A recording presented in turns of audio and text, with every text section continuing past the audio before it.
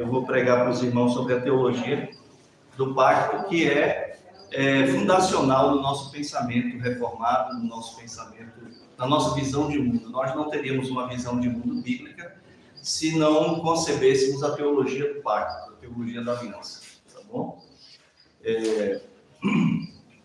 Pedir, me traz essa Bíblia aí, Ivone, por gentileza. Deixa eu dar uma olhada aqui na porção que eu esqueci de pegar ali atrás. Efésios 1.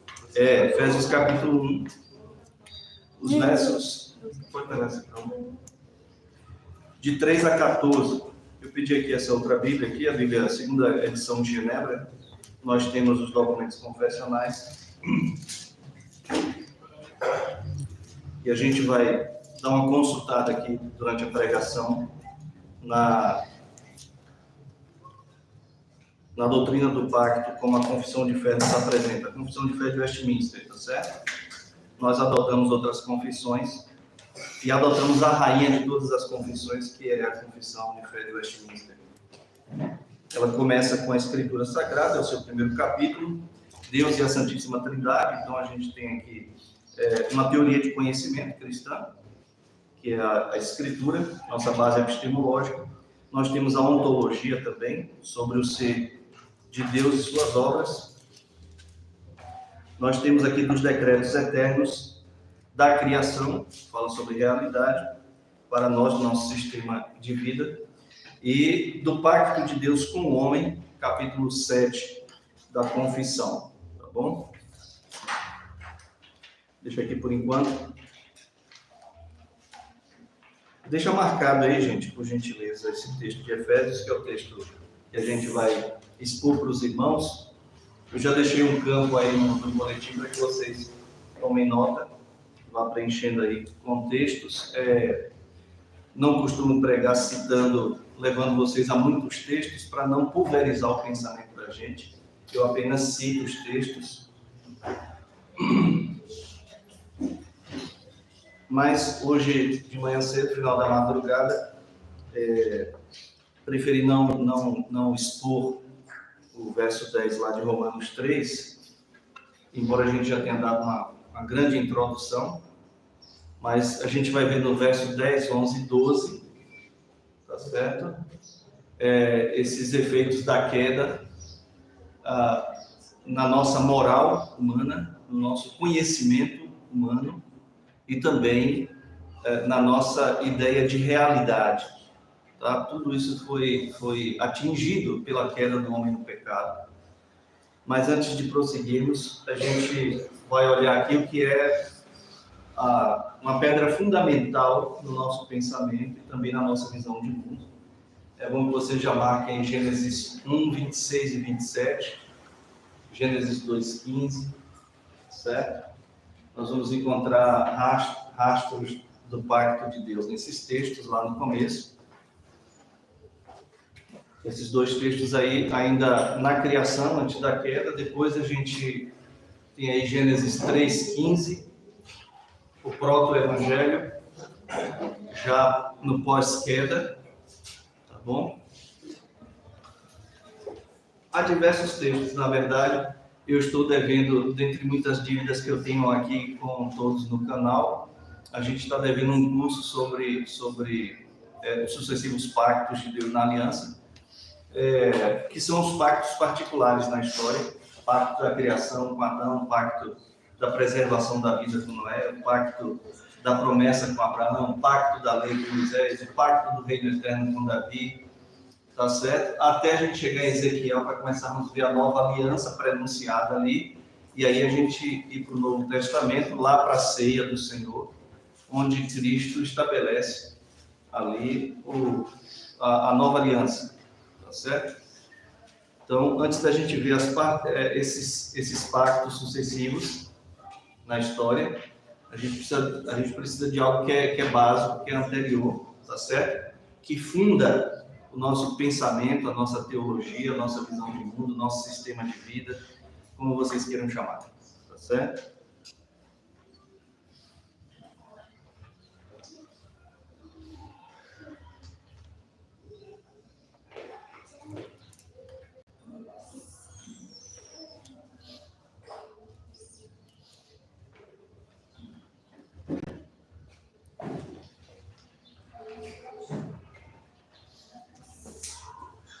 Eu vou ler apenas aqui o verso 3 do capítulo 1 de Efésios, que diz assim: todo louvor seja a Deus, o Pai do nosso Senhor Jesus Cristo, que nos abençoou em Cristo com todas as bênçãos espirituais nos domínios celestiais. Eu estou lendo aqui na NVT, tá bom?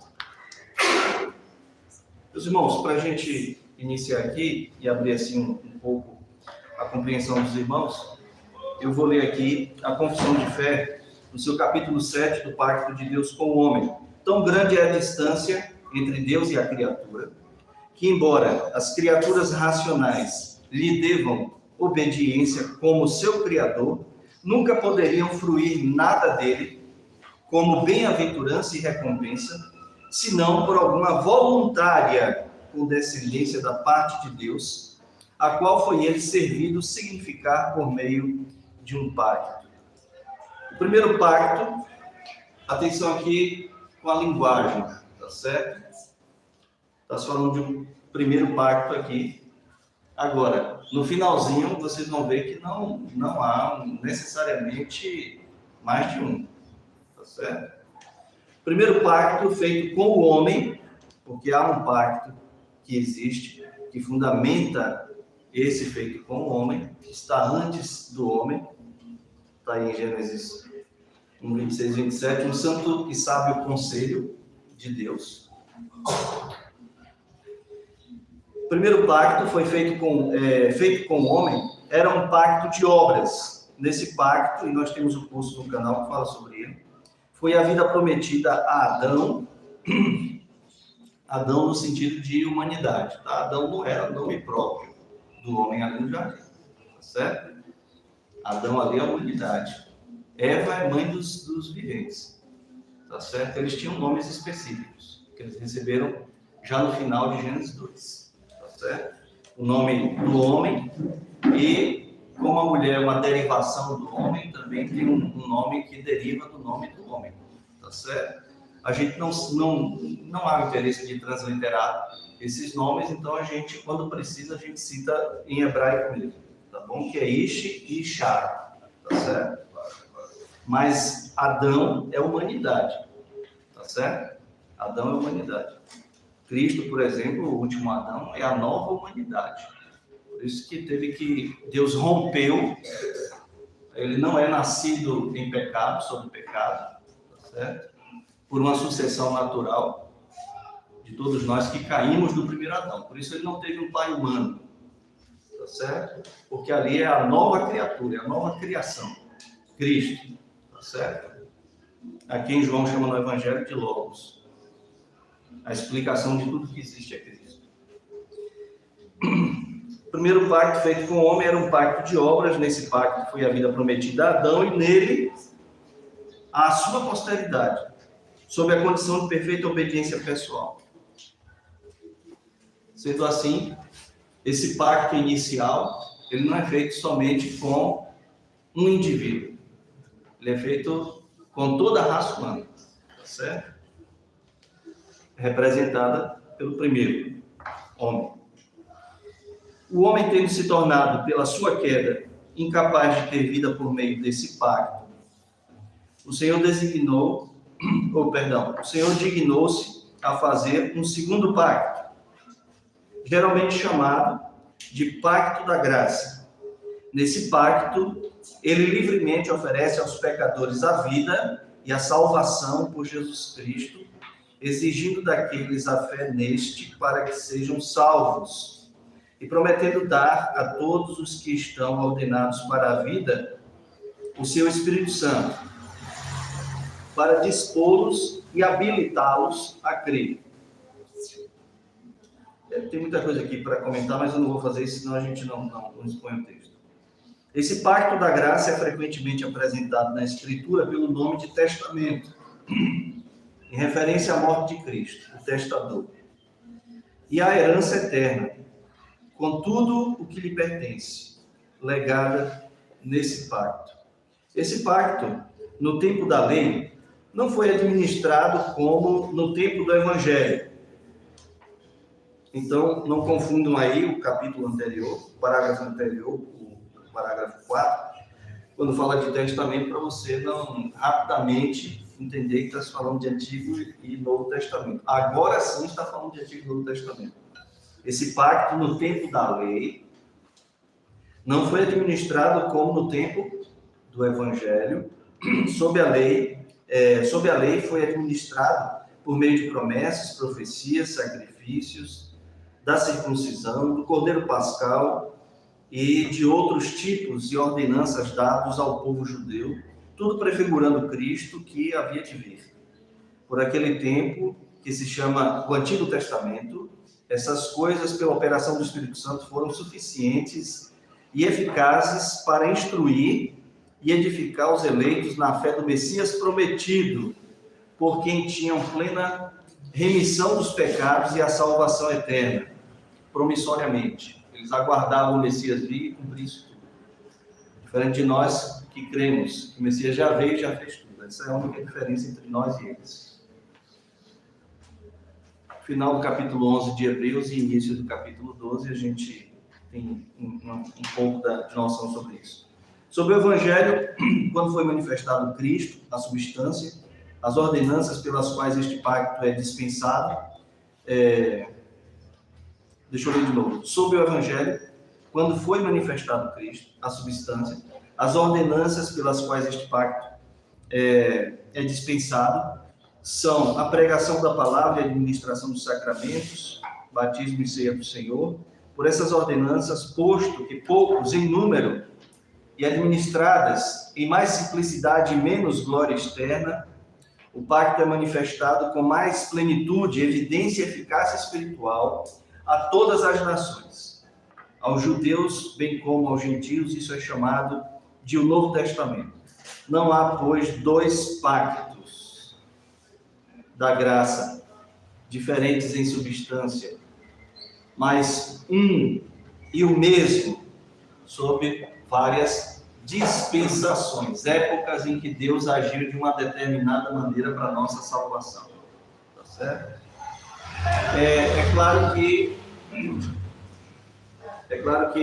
o assunto do pacto, que é um dos assuntos mais antigos da teologia bíblica, infelizmente, para os nossos dias é novidade. Muita gente ouvir teologia do pacto. Eu lembro quando eu cheguei aqui em 2014, a igreja para onde eu havia sido designado pastor, eu ouvia da liderança, especificamente de um dos líderes, né? Não, porque aqui, veja bem, a gente já é bem instruído, já tivemos diversos pastores. Eu falei, bom, o fato de ter diversos pastores já depõe contra a informação de que está bem instruída a igreja. Por quê? Porque o pastor não teve tempo de instruir. Não esquentou o banco. Tá certo? Toda igreja que tem troca constante de pastor, ela não sabe de quase nada. Porque não dá tempo o pastor desenvolver o ministério. Tá certo? É só uns dias. Mas tudo bem. Então, vamos lá. Ver como é que ajuda a igreja. Vou falar, então, de um assunto que é básico para nós reformados protestantes. Vamos falar do pacto. E o que é isso mesmo? A gente não sabe o que é isso, não. Falei, pronto. Então, não sabe todo o resto também. Tá certo? Por quê? Porque esse é o pensamento fundante da nossa teologia. Por causa da teologia do pacto é que vem a fazer sentido para a gente algumas perfeições de Deus.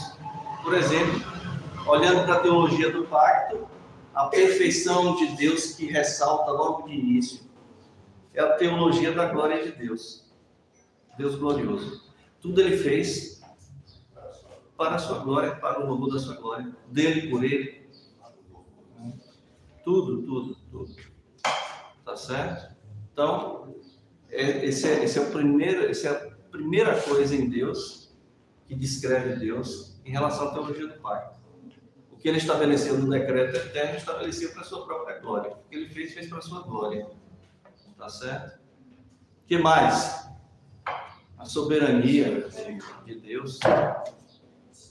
Né? Ele faz tudo como lhe apraz, como ele quer. Ele não consultou ninguém, porque ele não precisava consultar ninguém. Por quê? Por causa de uma terceira perfeição que salta aqui diante de nós a perfeição de Deus. Bom, se ele é perfeito, não precisa nem diminuir, nem acrescentar nada. O que é perfeito já está estabelecido, completo.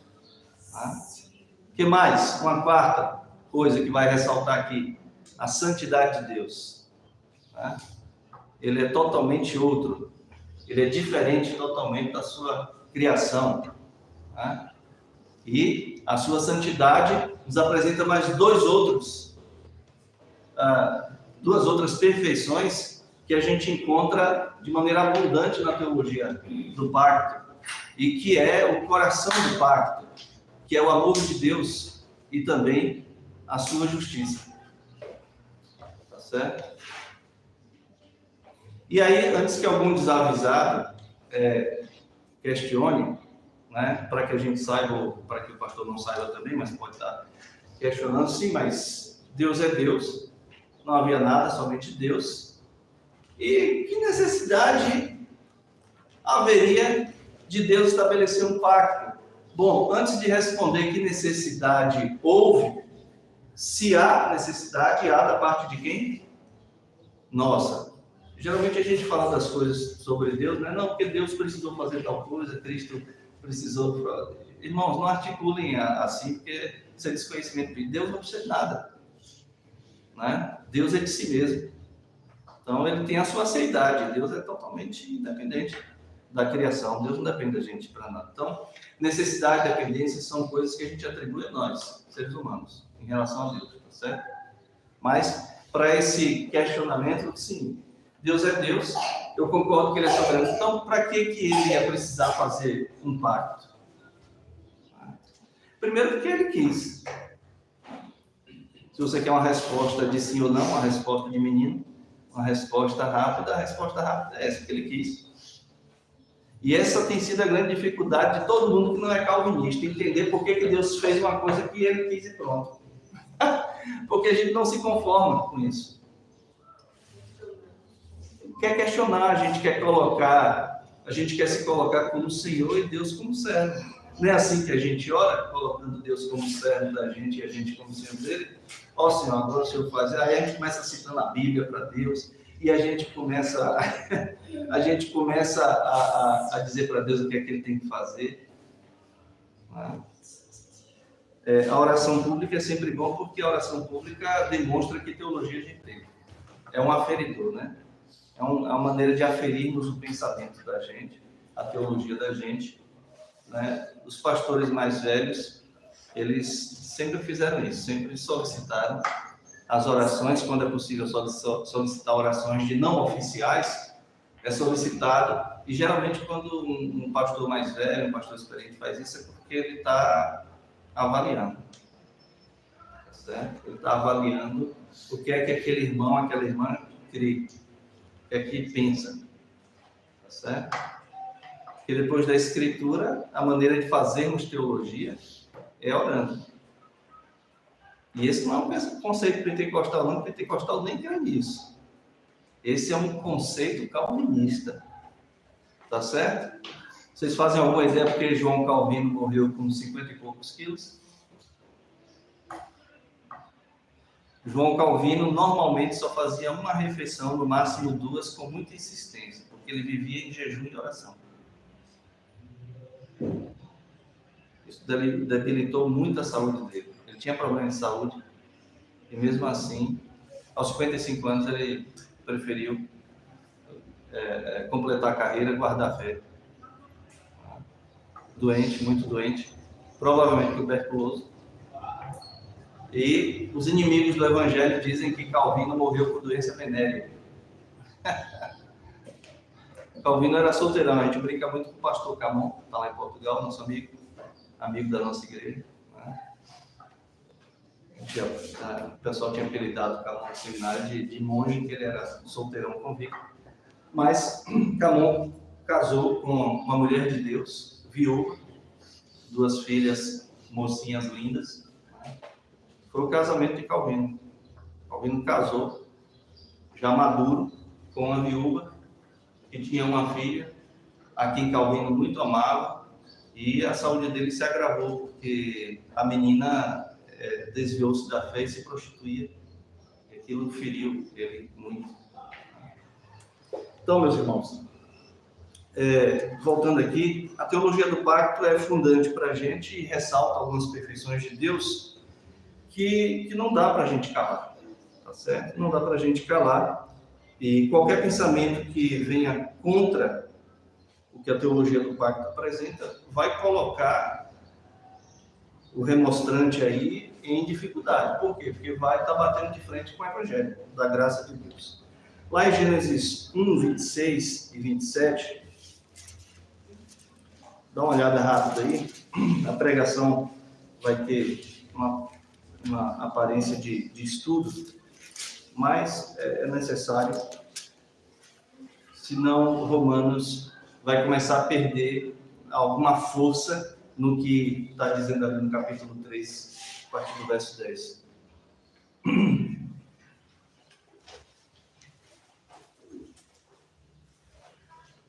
Também disse Deus, veja, aqui até o verso 25 nós já tivemos os 6 dias da criação. O sexto ainda não está completo aqui não, vai se completar agora o 6º dia da criação.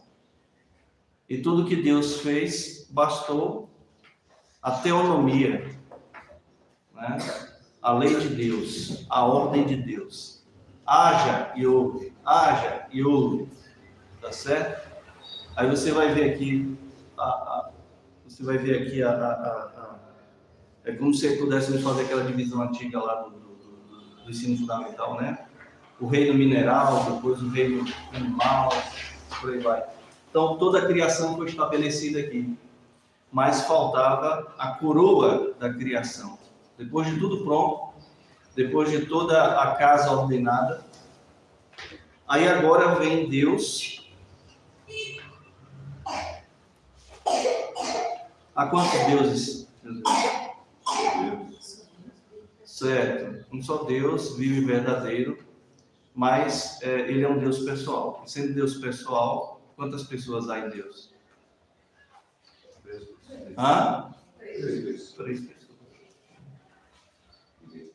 Então, se você encontrar em algum momento uma discussão sobre esse texto aqui, bom, é uma linguagem majestática isso aqui, de majestade, esse façamos, esse nós, se referindo a um só, ou de fato aqui há uma pluralidade de pessoas, tá?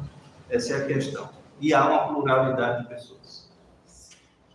Também disse Deus, agora já no plural, façamos no homem a nossa imagem, conforme a nossa semelhança. Para quê? Para que tenha domínio sobre os peixes do mar, sobre as aves do céu, sobre os animais domésticos, sobre toda a terra e sobre todos os répteis que rastejam pela terra.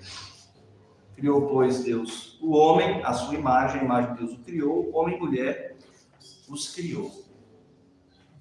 O que é que a gente tem aqui, meus irmãos? Nós temos a Trindade confabulando algo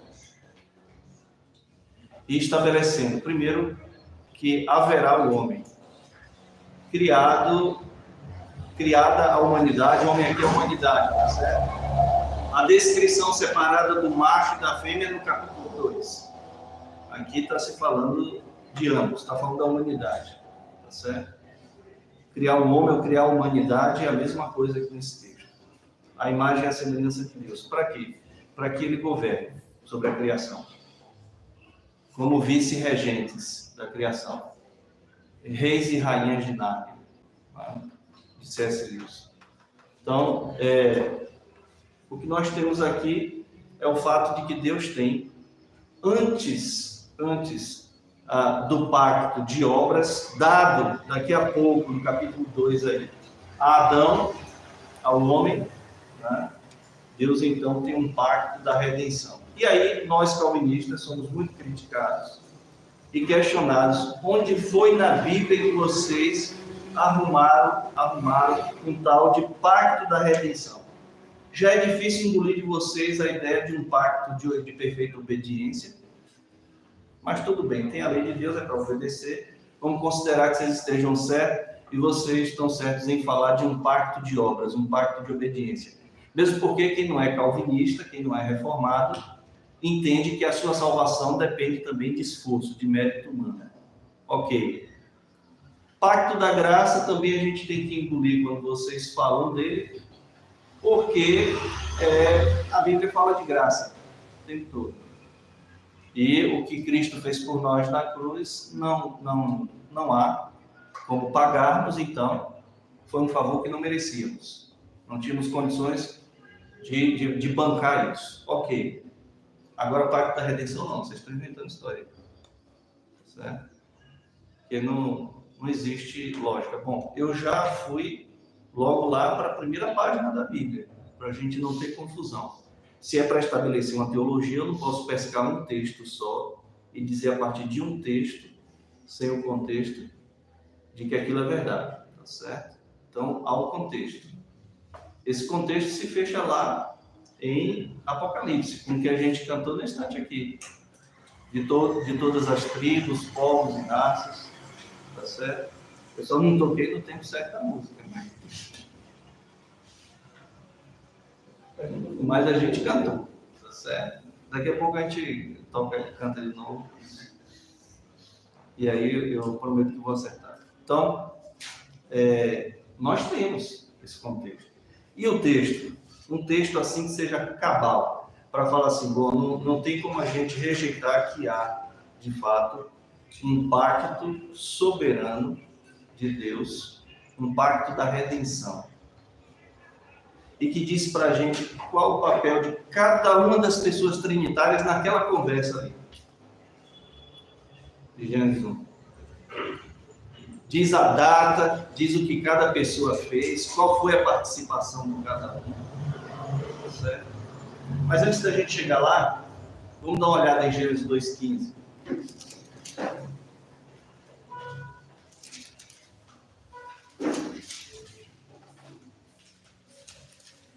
Formou Deus o homem lá, do pó da terra, soprou nas narinas, ele se tornou alma vivente.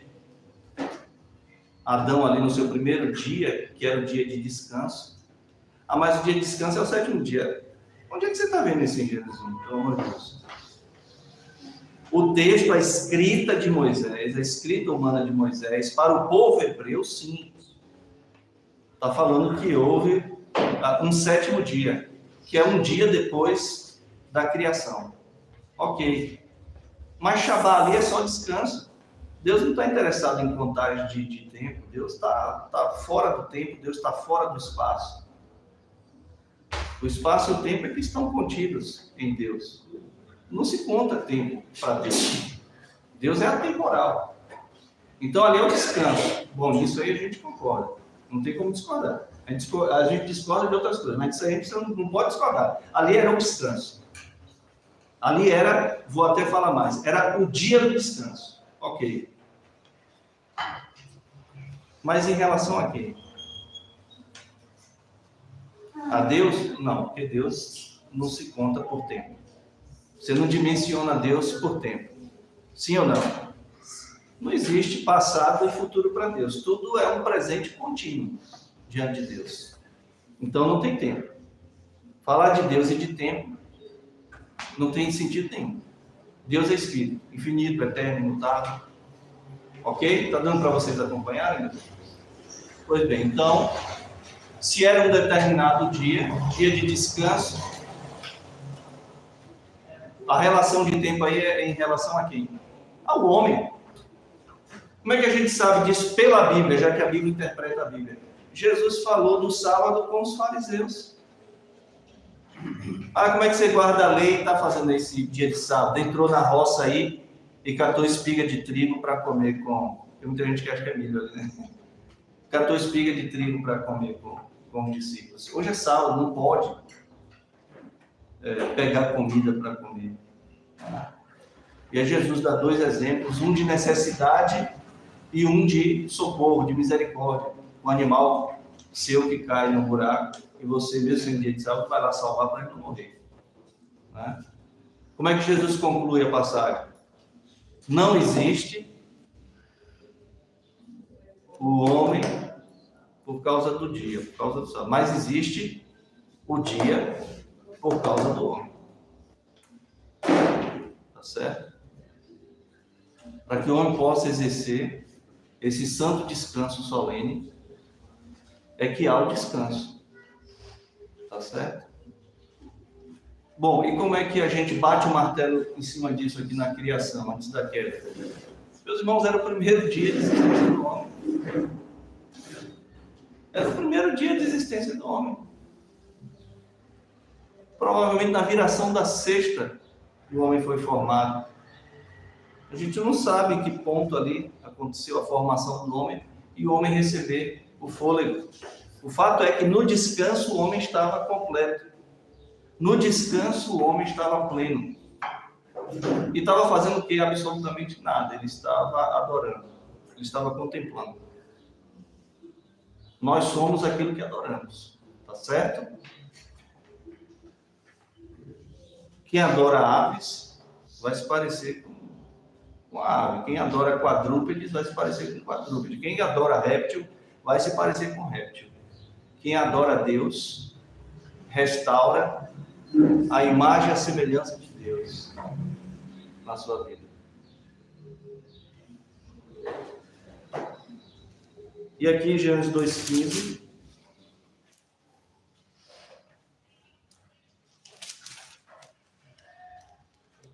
tomou, pois, o Senhor Deus o homem, o colocou no jardim do Éden para cultivar e guardar. O Senhor Deus lhe deu esta ordem, verso 16: de toda árvore do jardim comerás livremente. Verso 17: mas da árvore do conhecimento do bem e do mal não comerás, porque no dia em que dela comeres, certamente morrerás.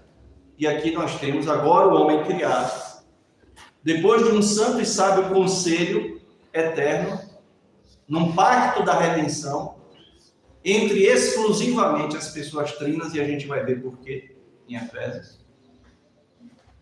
Agora Deus chama o homem e fala: vem aqui. Estabeleceu com a humanidade um pacto de obras, um pacto de obediência perfeita, um pacto de vida. E o que aconteceu depois, em seguida? O homem pecou, gente. O homem caiu, o homem desobedeceu, transgrediu, quebrou o pacto. Somos quebradores do pacto, desde nossos pais edênicos. Nós somos quebradores do pacto. É por isso que a gente precisa de culto. Culto é o momento em que há um ajuntamento solene, uma santa assembleia convocada por Deus aos seus filhos. Tá certo? Se a pessoa hoje não tiver de cama e ela não está aqui adorando a Deus, prestando culto a Deus, o que é que isso representa? O que é que significa isso? Quebra de pacto, quebra de mandamento. Se torna réu. E o culto, para todos nós, os quebradores do pacto, é um momento de quê?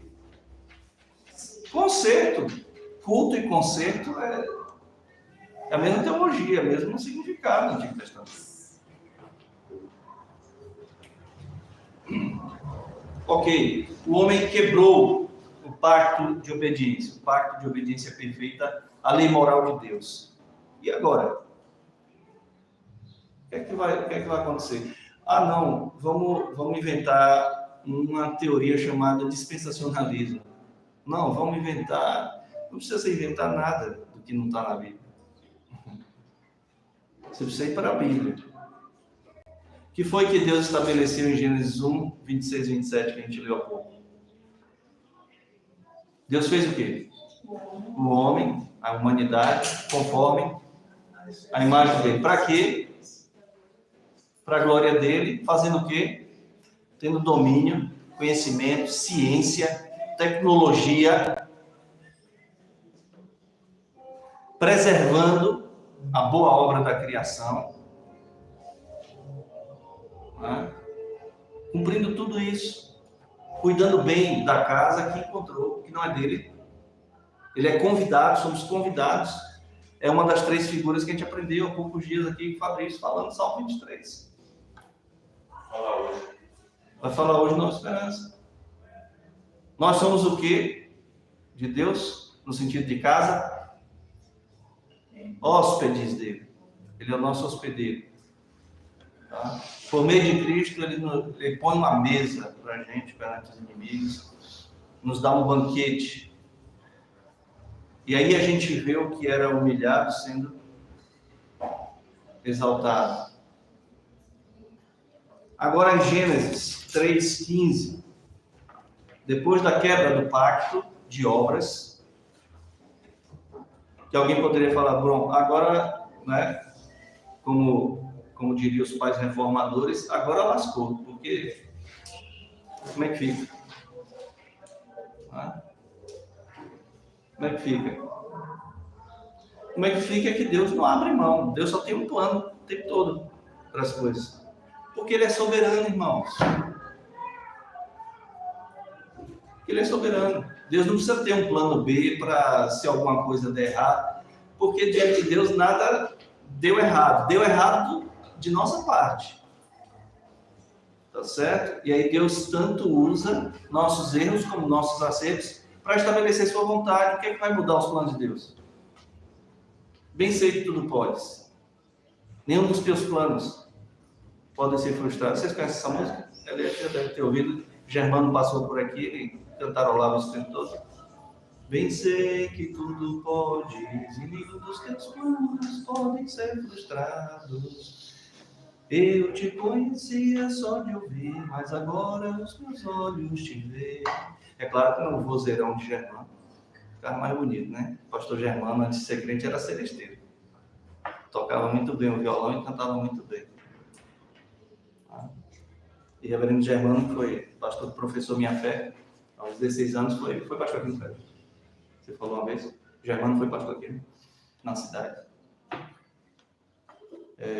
Acho que ele era pastor de capela na época. Faz muito tempo isso. Mas o fato é que nenhum plano do Senhor pode ser frustrado. Essa música, na verdade, é uma poesia de Jó. Tá certo? Tem uma outra também que a gente canta, acho que não sei se é com esse texto também. Aí eu entendo. A gente canta também isso, né? Com outra música, uma música mais moderna.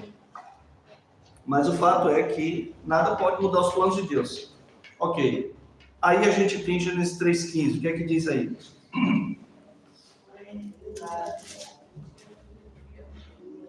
Por inimizade.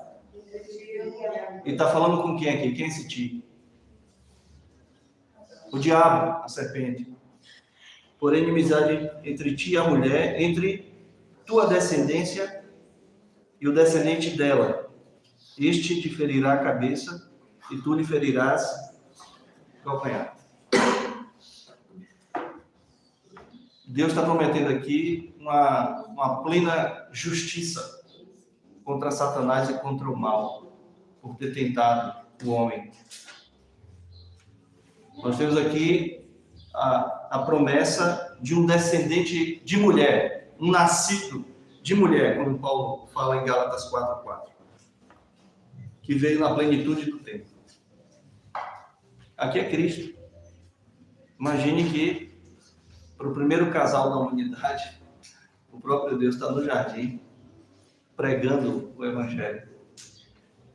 Pregando morte e ressurreição. O próprio Deus pregando aqui. E depois a gente só vai ver os sinais do pacto. Por quê? Que a gente vai começar a entender o papel da árvore da vida, que estava do ladinho da árvore do conhecimento do bem e do mal, no meio do jardim. A gente vai ver o homem praticando religião humana, como? Tentando fazer roupa para se cobrir. É a primeira manifestação de religião do homem.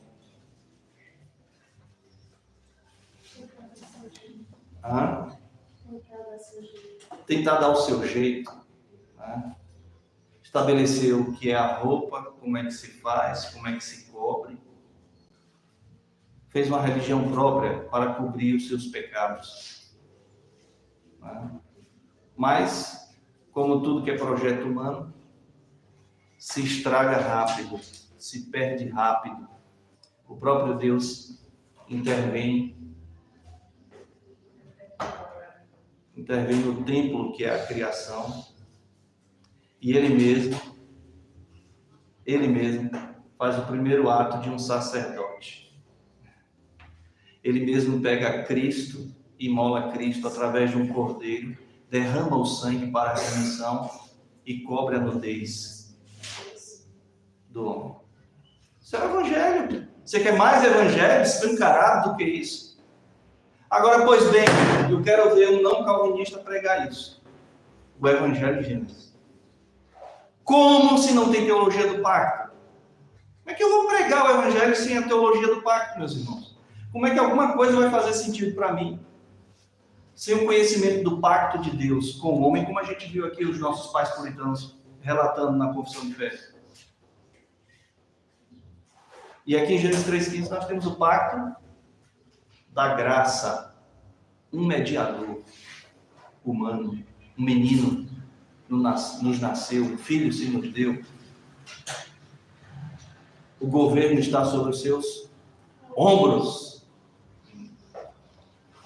Isaías 9, que a gente canta também.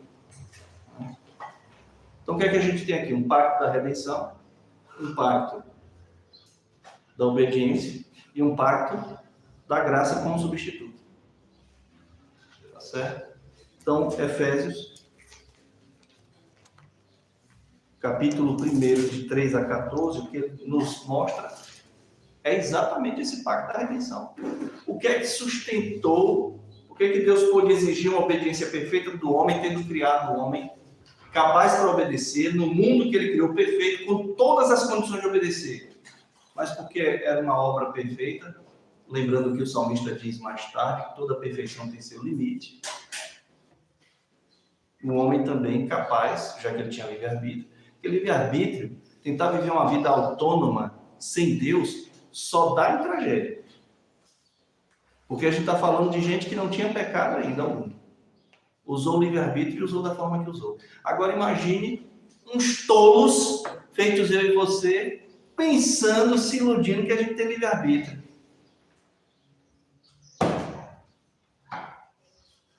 O máximo que a gente pode chegar perto da ideia de ter um livre-arbítrio é uma coisa só. É você ou cortar o pulso ou se pendurar numa corda pelo pescoço.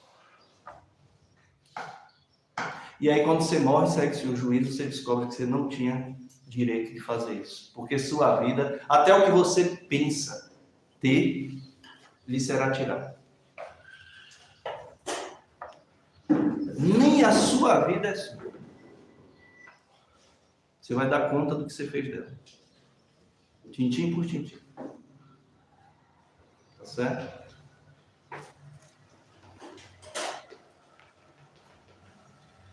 Aqui em Efésios, capítulo 1, de 3 a 14, nós temos esse pacto da redenção. Com a Trindade Santíssima. Façamos. Foi aqueles... Oi? Porque Deus iria manifestar o atributo de seu amor e de sua justiça. Sem a queda, nós não saberíamos sobre o amor de Deus, sobre a graça de Deus. Nada disso faria sentido. O homem foi criado sob um teste. Ele não foi criado já com garantias. Sim, porque redenção significa salvação. Já está o quê? Já está caído, né? Sim, porque redenção significa salvação. Isso. A redenção do homem é justiça Sim. antes mesmo da... Sim. E aí, se alguém quiser supor o seguinte, bom, mas aí Deus foi bem tirano nessa, não? Porque aquela pergunta, né, que o pessoal sempre faz pra gente. Se Deus sabia que o homem ia pecar, bom, eu não vou te responder sobre isso não, eu vou te dizer outra coisa. Vou fazer a mesma coisa que Cristo fez. Me responda uma coisa e se você me responder, eu respondo a sua pergunta. E que necessidade ele tinha de se fazer homem e morrer? Com tanto sofrimento.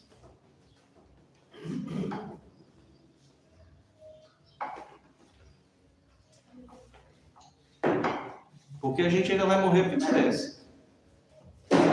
E Deus, e Cristo. está aqui no Pacto da Redenção, por um ato voluntário, como a gente leu na Confissão de Fé. Um ato voluntário. Tá certo? Por amor. O que é que a gente tem aqui? Qual é o resumo de Efésios aí, então? Efésios 1, de 3 a 14. E João 3,16. É o resumo do Pacto da Redenção. Porque Deus amou o mundo de tal maneira que deu seu único filho. Aí, ó, tá vendo? Então, foi universal. Não. A oferta foi. A expiação, a morte, não. Porque é para todo aquele que nele crê. Todo mundo vai crer? Não? Então, pronto. A gente está discutindo o quê?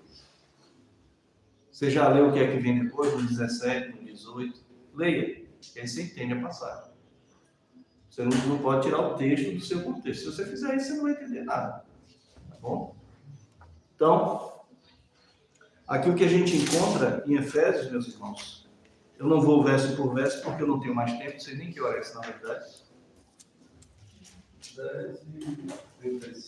10h36. Meia hora dá para a gente fazer isso aqui. Acompanhar aí. O que é que a gente tem, por exemplo, no verso 6 aí? Leiam juntos, todos. Para louvor que Ele nos concedeu gratuitamente no amado. O amado a gente já sabe quem é, está em maiúsculo aí, já ajuda. É Cristo. Né? Agora, quem é que fez o quê para o louvor da sua glória? Verso 3. Bendito Deus e Pai de nosso Senhor Jesus Cristo. Que Ele fez o quê? Nos tem abençoado com toda sorte de bênção espiritual nas regiões celestiais em Cristo. Quais as bênçãos? Verso 4. Assim como nos escolheu nele quem? Cristo. Antes. Quando foi a eleição? Quando? Antes da fundação do mundo. Quando? Antes da fundação. Isso significa o quê? Tu estava onde? Não estava ainda. Não estava.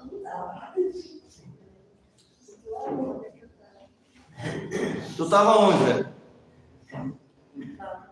Eu estou vendo se tá. Beli estava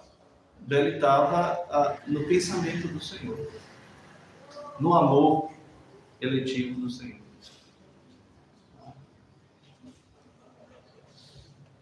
Mas é toda a bênção, a eleição. Para que essa eleição aí, irmãos? Para. E o que mais? Perante Ele quem?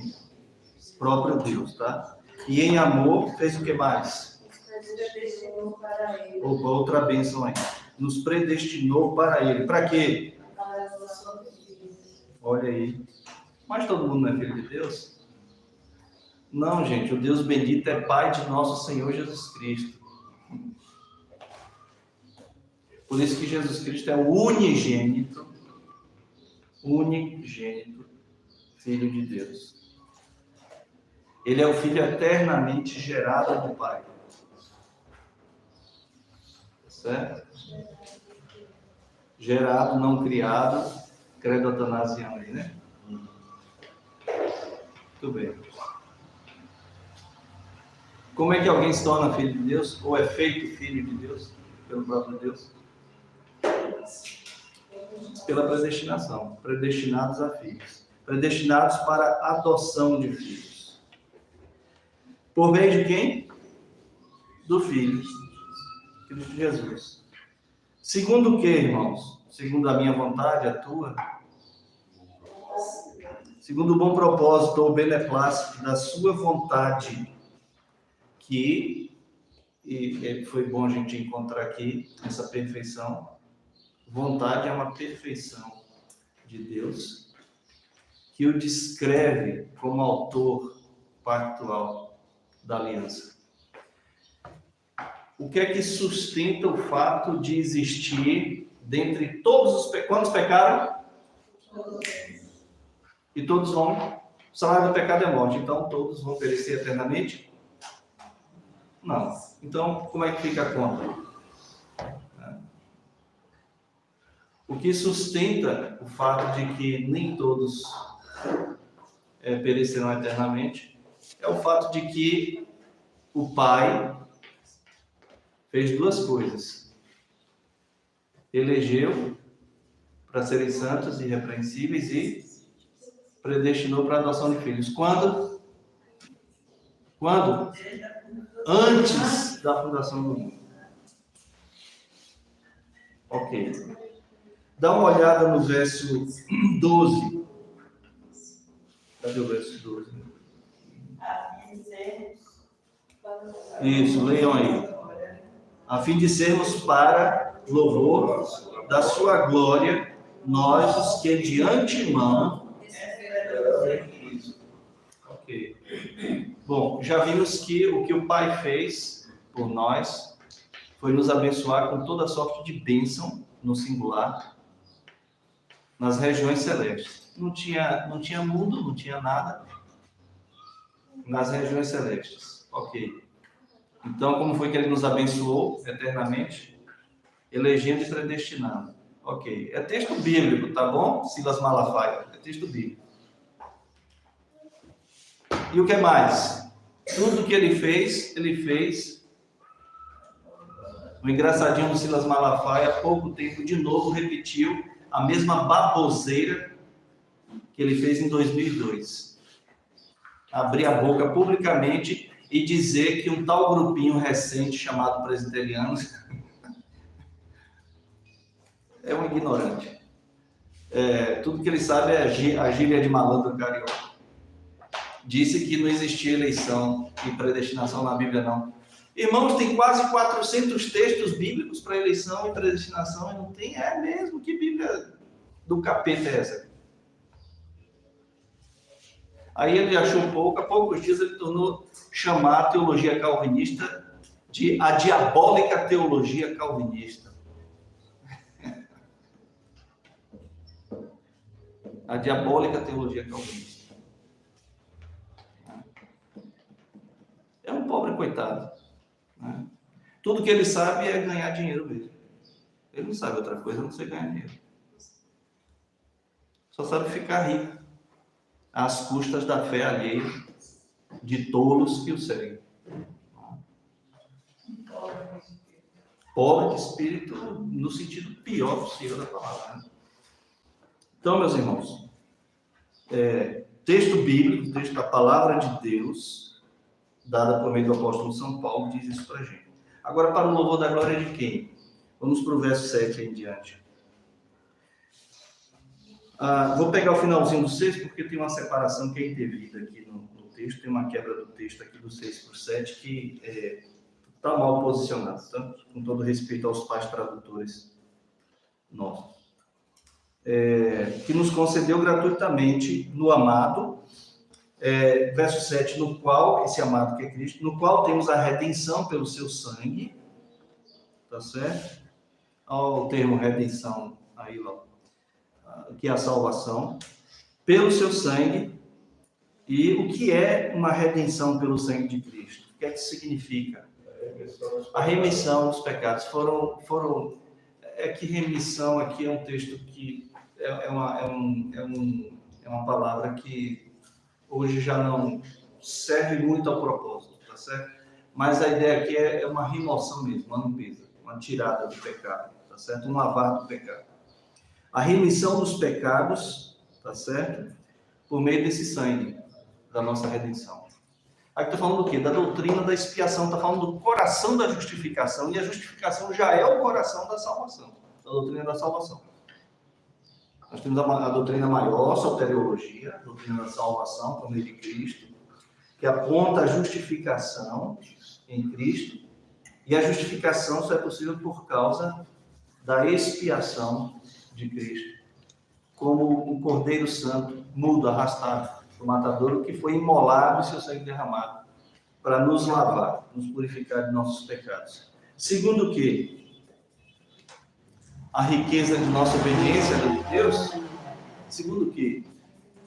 A riqueza da sua graça, de um favor que a gente não merece, que Deus derramou abundantemente, sem medida, sobre quem?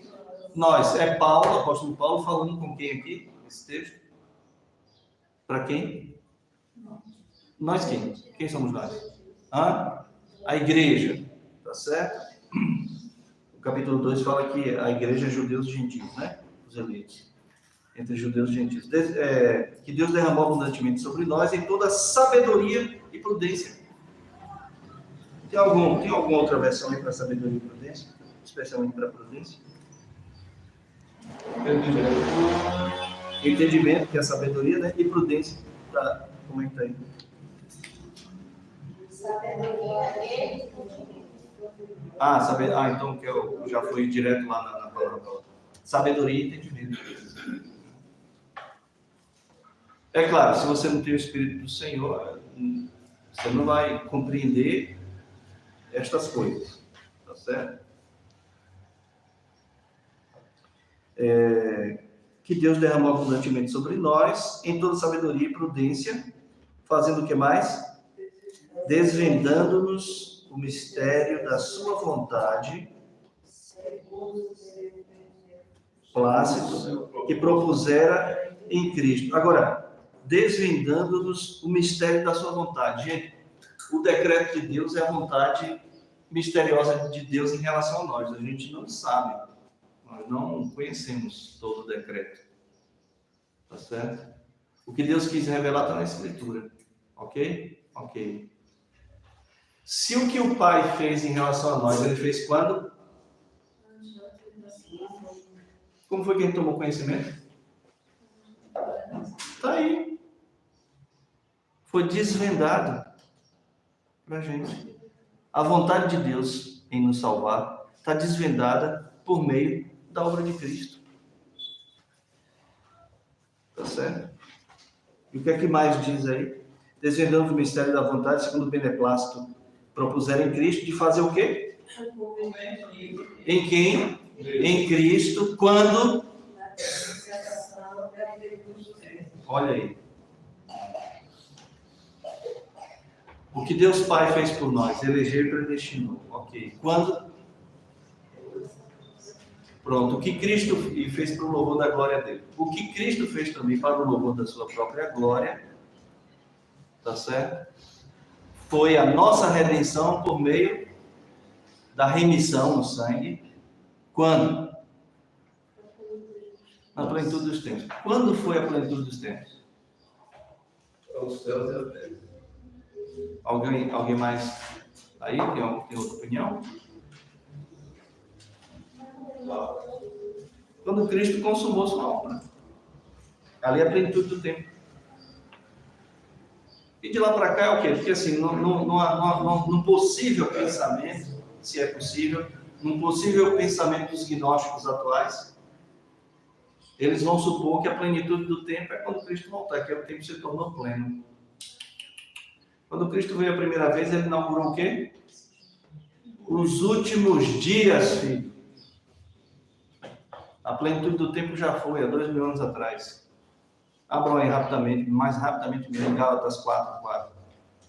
Que é o que Paulo está colocando aqui também em Efésios 1:10. Gálatas 4:4. Só se eu citei errado, né? Mas Cristo, porém, a plenitude do tempo, Deus enviou seu filho, nascido de mulher, nascido sobre a lei. Qual foi o evento? Deus enviou seu filho. Quando? Na plenitude do tempo. Então, quando foi a plenitude do tempo? Quando Cristo veio. Ali é a plenitude do tempo. Toda a longa espera de Gênesis 3:15, o pacto da graça está respondido aí.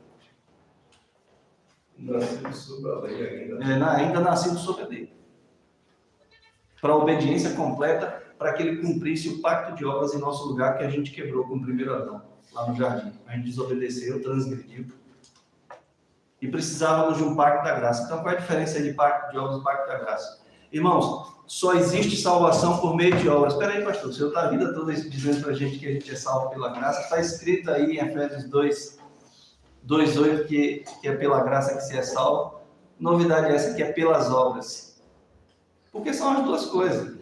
Nós somos salvos pela graça por causa das obras de quem obedeceu em nosso lugar, que é Cristo. Por isso que é graça para nós. Porque o último Adão veio e fez o que o primeiro não fez. Nós somos salvos pelas obras de Cristo. É a mesma coisa de dizer, nós somos salvos pela graça.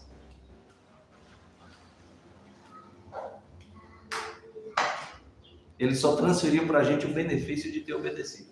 Ele nem precisava, porque ele não tinha pecado. Então nós temos dois Adão. Adão pai que pecou e o Adão pai que veio salvar. Isso, nosso irmão mais velho. Salmo 24. Salmo 24. Então, meus irmãos, o que é que diz o verso 14 aí, para eu terminar?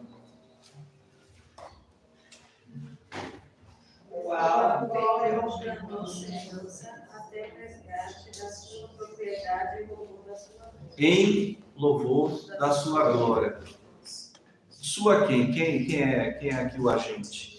Verso de número 13, diz o que aí?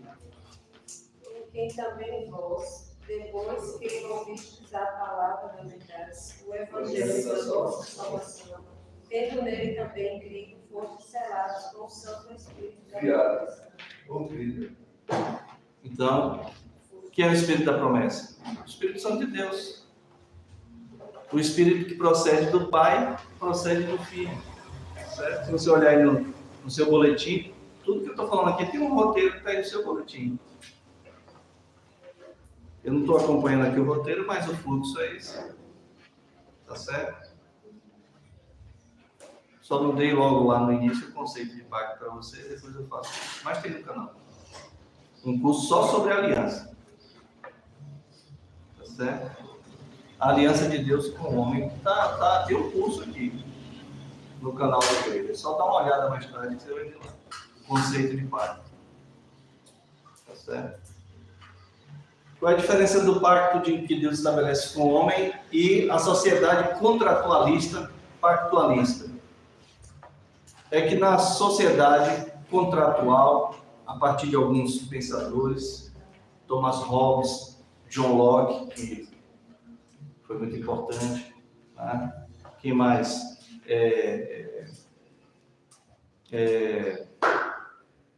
Jean-Jacques Rousseau. Tá certo? Esses três caras são os chamados na história do pensamento humano de os contratualistas. Tá? São esses três filósofos que apresentou para a gente a necessidade de uma sociedade baseada no contrato social, porque, segundo eles, o embusteiro deles é para garantir propriedade privada. Em detrimento do quê?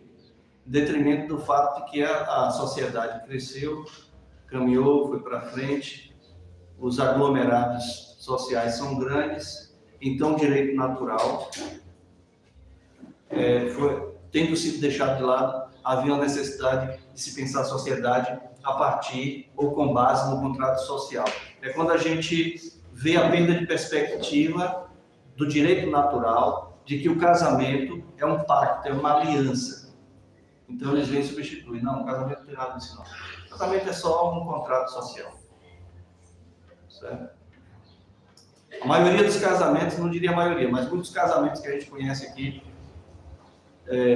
em Várzea do Poço, na nossa cidade, é uma sociedade. A gente conhece casais aí antigos que não coabitam há centenas de anos dentro de casa. E por que não divorcia? Contrato social, ninguém quer perder um centavo para ninguém.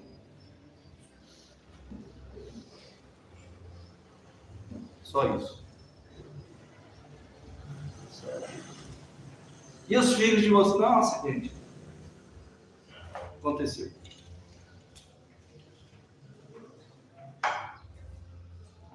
Contrato social. Esse é o efeito de uma sociedade contratualista.